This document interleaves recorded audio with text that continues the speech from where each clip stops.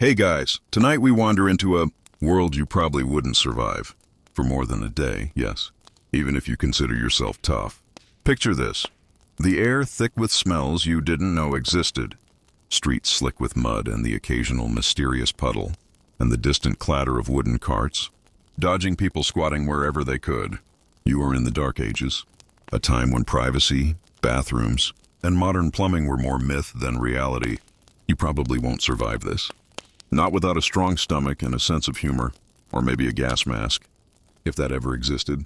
As you step through the narrow, uneven streets of a medieval village, the first thing that hits you is the smell. Not just the ordinary smells of bread baking or the tang of livestock, but something else, something pungent and persistent. Every alley, every corner, every doorstep seems to hum with the echoes of human necessity. You see bits of straw, mud, and other matter mixed into the ground like some crude mosaic, marking the way people navigated their daily lives.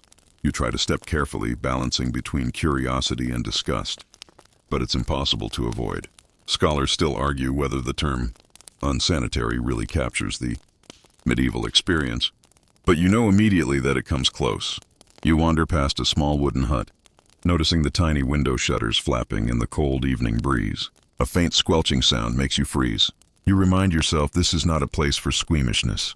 You crouch down slightly to peer through a gap. And there it is, the humble chamber pot, the predecessor to your modern porcelain friend. It's a simple wooden bowl, darkened with years of use, sitting by the bed. You imagine how someone might wake in the middle of the night, shuffle in their pajamas, and squat over this makeshift throne while the wind whistles through the cracks in the walls. Oddly, it feels intimate, in a way you weren't expecting, human. Life distilled down to a basic, necessary act. Stepping outside again, the reality of village sanitation confronts you fully.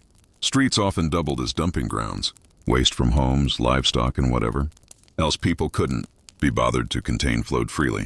Along muddy paths, you dodge a puddle with a faint ripple of something you desperately hope isn't human. Peasants wave at you lazily as they go about their daily business, carrying baskets of produce, chatting, laughing, but always aware of the stench around them. Oddly, it doesn't seem to bother them as much as it does you, and you wonder if modern noses are just spoiled by indoor plumbing and air fresheners. Scholars still debate whether villagers genuinely adapted to these smells or simply ignored them as part of life. But your nose leaves no room for debate tonight.